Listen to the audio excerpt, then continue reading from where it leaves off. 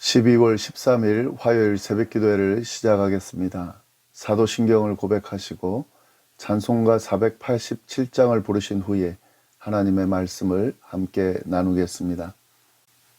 오늘 말씀은 전도서 3장 1절부터 15절까지의 말씀입니다.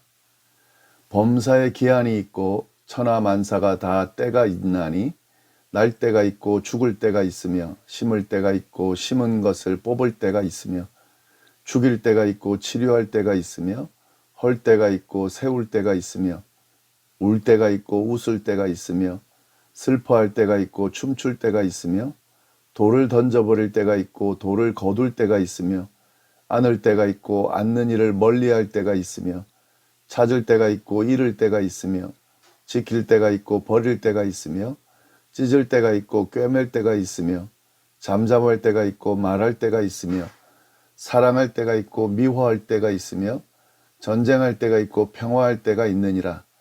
일하는 자가 그의 수고로 말미암아 무슨 이익이 있으랴.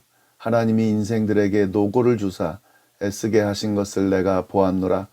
하나님이 모든 것을 지으시되 때를 따라 아름답게 하셨고 또 사람들에게는 영원을 사모하는 마음을 주셨느니라. 그러나 하나님이 하시는 일에 시종을 사람으로 측량할 수 없게 하셨도다. 사람들이 사는 동안에 기뻐하며 선을 행하는 것보다 더 나은 것이 없는 줄을 내가 알았고 사람마다 먹고 마시는 것과 수고함으로 낙을 누리는 그것이 하나님의 선물인 줄도 또한 알았도다. 하나님께서 행하시는 모든 것은 영원히 있을 것이라. 그 위에 더할 수도 없고 그것에 덜할 수도 없나니 하나님이 이같이 행하심은 사람들이 그의 앞에서 경외하게 하려 하심인 줄을 내가 알았도다. 이제 있는 것이 옛적에 있었고 장래에 있을 것도 옛적에 있었나니 하나님은 이미 지나간 것을 다시 찾으시느니라. 아멘. 오늘은 전도서 3장 말씀을 함께 나누도록 하겠습니다. 상반절 말씀인 1절부터 15절까지의 말씀만 보겠습니다. 1절 말씀입니다. 범사에 기한이 있고 천하만사가 다 때가 있나니. 이 말씀이 바로 오늘 본문의 주제입니다. 모든 것이 다 때가 있다 하는 말씀인데요. 모든 것에는 시기가 있고 하늘 아래 모든 일에는 목적에 따라 시기가 다 있다, 때가 다 있다 하는 말씀입니다. 전도자는 이렇게 고백하면서 그 기간과 때가 어떤 것인지, 모든 것이 다 때가 있다는 말이 어떤 것인지 실예를 언급하면서 이야기해 줍니다. 2절부터 8절까지의 말씀이 쭉 나오는데요.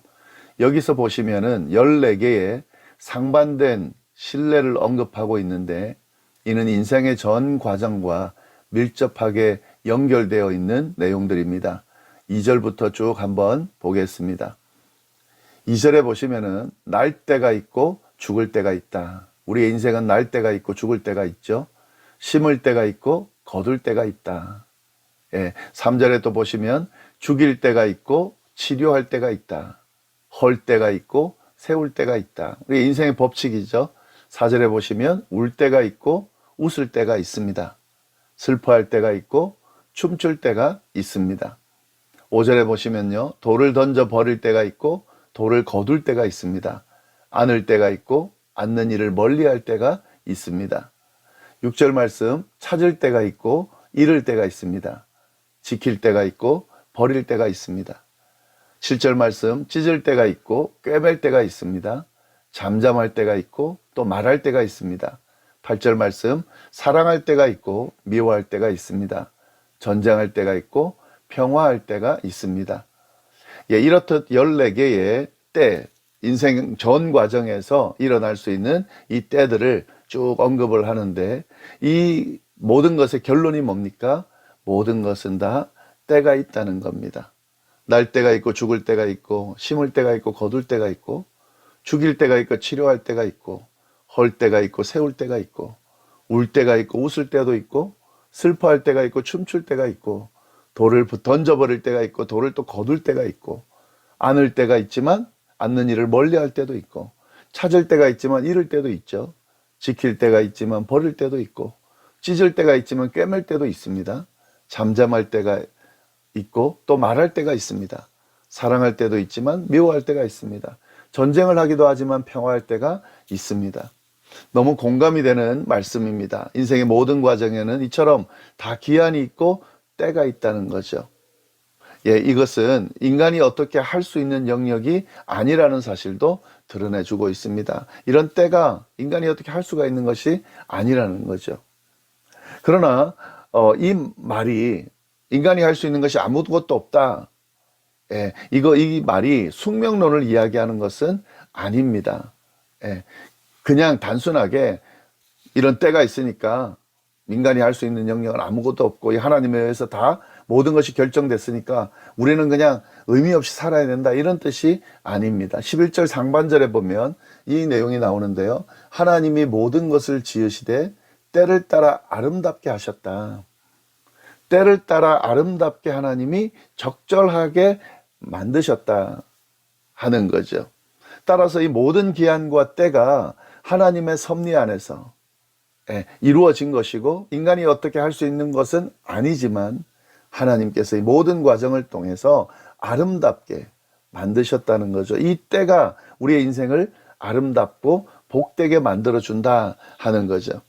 그래서 이 전도자가 말하고자 하는 건 뭐냐면, 하나님께서 이 인간 만사의 모든 것에 적당한 때와 시기를 정해뒀기 때문에 비록 하나님의 때와 계획을 알 수가 없지만 우리가 하나님이 정하신 그 섭리 안에서 살아야 하지만 이 모든 것을 받아들이고 일상의 삶을 의미 있고 즐겁게 누리면서 하루하루를 살아갈 수 있어야 된다 하는 거죠. 이때가 있으면 저 때도 있고 하기 때문에 너무 일비하면서 거기에 막 매여 있지 말고 그 모든 것을 인정하고, 그러나 모든 것이 하나님의 섭리 안에 있다는 것을 기억하면서 힘들 때도 또 즐거울 때도 하루하루 이 모든 것들을 의미 있게 즐겁게 생각하고 살아갈 수 있어야 된다라는 의미의 말씀을 이 전도자가 하고 있는 겁니다. 이 부분을 제대로 이해해 주시기를 바랍니다.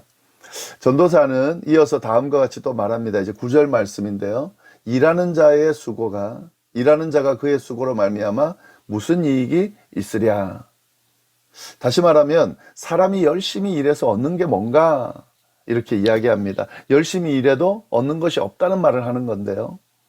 예. 물론 열심히 일하면 얻는 것이 있죠. 아니, 많죠. 열심히 일하면 얻는 것이 많죠. 근데 지금 이 전도자가 말하는 것은 그런 의미의 말이 아니라요. 인생의 과정에서 열심히 일하는 것 아주 중요하지만 이것이 궁극적인 의미는 아니라는 말을 하는 거죠.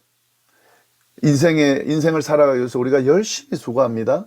그리고 수고의 결과들을 얻습니다. 그러나 그 자체가 우리의 인생의 의미는 아니라는 거죠. 그리고 가만히 보면 그냥 수고하고 얻고 하는 이 모든 과정이 그냥 수고로움입니다. 이 자체가 만약에 모든 것의 의미고 끝이라고 하면 이건 의미가 없다는 거죠.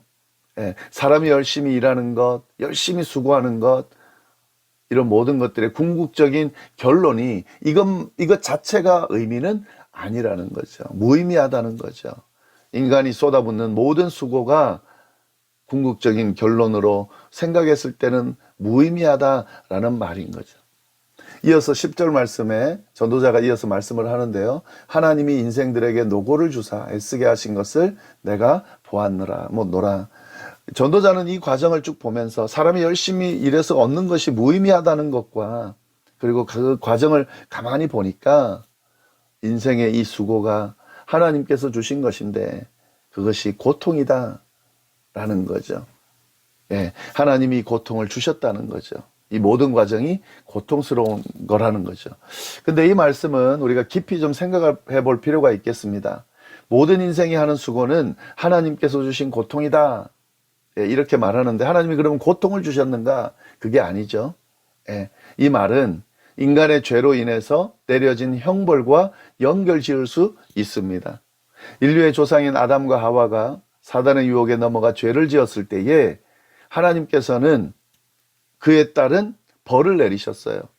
그들이 그냥 주어지는 에덴 동산의 열매를 자유롭게 따먹으면서 살았는데 그 죄로 인해서 이제는 그렇게 자유롭게 마음껏 따먹지 못하도록 에덴 동산에서 쫓아내면서 직접 수고해야, 노력해야, 노동해야 모든 것을 얻을 수 있도록 그렇게 하셨습니다. 그래서 모든 인생이 수고의 과정, 고생의 과정, 고통의 과정을 겪고 있는 거죠. 하나님께서 그렇게 주신 거죠. 이런 과정을. 물론 이 인류의 죄로 인한 결과로 하나님이 주신 거죠. 전도자가 지금 이 부분을 보는 겁니다. 물론 하나님의 어떤 그 죄에 대한 심판으로 주신 것까지는 이해하지 못했을지 모르지만 전도자가 보기에는 인생 자체가 고통의 과정, 수고의 과정, 고생의 과정인데 이것은 하나님이 주신 것 같다 하는 거죠. 우리는 알고 있죠. 이것이 죄의 결과라는 것을. 네, 이러한 내용은 다음에 나오는 내용으로 보면 알 수가 있습니다. 하나님께서 원래 주신 것이 그런 수고의 고통이 아니라는 걸 우리가 알 수 있는데 11절 말씀 보시면은 하나님이 모든 것을 지으시되 때를 따라 아름답게 하셨고 또 사람들에게는 영원을 사모하는 마음을 주셨느니라. 그러나 하나님이 하시는 일의 시종을 사람으로 측량할 수 없게 하셨도다. 하나님께서는 모든 것을 그분의 때에 따라 아름답게 만드시면서 사람들의 마음속에는 영원을 사모하는 마음을 주셨다. 이렇게 되어 있습니다. 영원을 사모하는 마음을 주셨다. 하나님께서 이 모든 인생의 어떤 법칙들을, 때들을, 시기들을 알 수 있게 하셨다는 의미도 이 안에 있는 거죠. 하나님께서 모든 것을 그분의 때에 따라 아름답게 만드시고 사람의 마음속에 영혼을 사모하는 마음을 주시면서 이 모든 것들을 누리고 알고 누리고 살 수 있도록 하셨는데 하지만 인간의 죄로 인하여 이 모든 것들이 가능하지 않게 되었다는 의미입니다. 하나님께서 하시는 일의 처음과 끝을 알지 못하게 되었고 그리고 그걸 모르는 채로 그저 수고하고 고생하고 고통의 과정을 겪는 이 무의미한 삶을 살게 됐다 하는 거죠. 그래서 전도자는 이런 상황들을 언급하면서 그 가운데 자신이 깨달은 것이 있다라고 고백합니다. 세 가지의 고백을 하는데요. 첫 번째가 뭐냐면 세상에서 기뻐하면서 선을 행하는 것보다 좋은 것이 없다는 것을 깨달았다는 거죠. 12절 말씀. 사람들이 사는 동안에 기뻐하며 선을 행하는 것보다 더 나은 것이 없는 줄을 내가 알았다. 하나님께서 세상 만사 때와 기한을 정하셨다면 그 사실 때문에 체념하거나 비관하면서 살기보다는 하나님의 선하심을 믿고 그 안에 있다는 사실을 인정하면서 옳은 바를 따라 행하는 것이 더 좋다는 사실을 깨달았다 하는 말씀입니다. 그저 세상의 이 법칙들을 기뻐하면서 선을 행하며 살아가는 거죠. 하나님의 뜻에 따라서 살아가는 거죠. 그것이 더 좋은 것이다 라는 것을 알게 됐다 하는 깨달음이고요. 두 번째는 사람이 먹고 마시고 수고함으로 낙을 누리는 것이 하나님의 선물이라는 것을 깨달았다. 13절 말씀. 사람마다 먹고 마시는 것과 수고함으로 낙을 누리는 그것이 하나님의 선물인 줄을 또한 알았도다. 일상의 삶의 즐거움을 말하는 겁니다. 지금 죄에 대한 결과로 인생이 수고하면서 모든 것을 얻게 됐다. 이것이 고통의 시간이고 그런 부정적인 결론으로 우리가 이해할 수 있지만 사실은 그게 아니죠. 죄를 짓고 그에 대한 심판의 결과가 무엇입니까? 죽는 거예요. 사망이에요. 그러나 하나님이 그렇게 사망의 심판을 내리지 않으셨다는 거죠. 비록 에덴 동산에서 누리는 것처럼 누리지는 못하지만 그러나 수고함으로 먹을 것들을 얻을 수 있게 하셨다는 거죠. 이것이 하나님의 선물이라는 거죠. 일상에서 먹고 마시고 노동의 즐거움을 찾는 것만큼 삶의 활력소를 제공하는 것이 없다는 사실을 깨달았다는 거죠. 이것이 하나님께서 우리의 인생을 위해 허락한 선물이라는 사실을 깨달았다는 거죠. 여러분, 우리가 살아가는 과정 참 고달픈 삶이지만 이 삶의 여정 가운데 우리가 즐길 수 있는 즐거움들이 있습니다. 이 모든 과정이 다 하나님이 허락한 선물입니다. 하루하루 살아가고 또 우리에게 주어진 어떤 수고의 결과들을 얻고 그걸 누리고 하는 것이 하나님이 허락한 선물이라는 거죠. 왜 이런가? 왜 이렇게 살아야 되나? 이게 의미가 없다. 뭐 이런 식으로 부정적으로 접근하는 것은 하나님이 주신 선물을 제대로 이해하고 누리는 삶의 모습이 아니라는 거죠. 세 번째는 하나님이 행하신 모든 것들은 완전하고 영원하기 때문에 인간이 더하거나 뺄 수 없다는 깨달음입니다. 14절 상반절 말씀인데요. 하나님께서 행하시는 모든 것은 영원히 있을 것이라. 그 위에 더할 수도 없고 그것에 덜할 수도 없다. 하나님이 행하시는 모든 것들은 완전하고 영원하다. 그래서 더하거나 뺄 수가 없다. 하나님이 이렇게 행하신 것은 뭐냐면 하나님을 사람들이 경외하게 하려 함이다. 14절 하반절 말씀이죠. 하나님이 이같이 행하시면 사람들이 그의 앞에서 경외하게 하려 하심인 줄을 내가 알았다. 15절 말씀 결론이죠. 이제 있는 것이 옛적에 있었고 장래에 있을 것도 옛적에 있었나니 하나님은 이미 지난 것을 다시 찾으시느니라. 모든 것이 하나님의 섭리 안에서 되풀이되고 있는 인생의 과정이라는 것을 이야기하면서 결론으로 고백합니다. 네, 이 전도서 말씀 다시 한번 묵상하시면서 우리 인생의 의미, 고민하던 또 풀리지 않는 그런 문제들, 그 답들도 다시 찾으면서 다시 하나님께서 주시는 깨달음들을 잘 기억하고 또 우리 삶에 적용할 수 있기를 바랍니다. 기도하겠습니다. 하나님 아버지, 귀한 말씀 주셔서 감사합니다. 이 말씀 붙들고 오늘 하루도 승리하며 살 수 있도록 인도하여 주옵소서. 감사하며 예수님의 이름으로 기도드립니다. 아멘.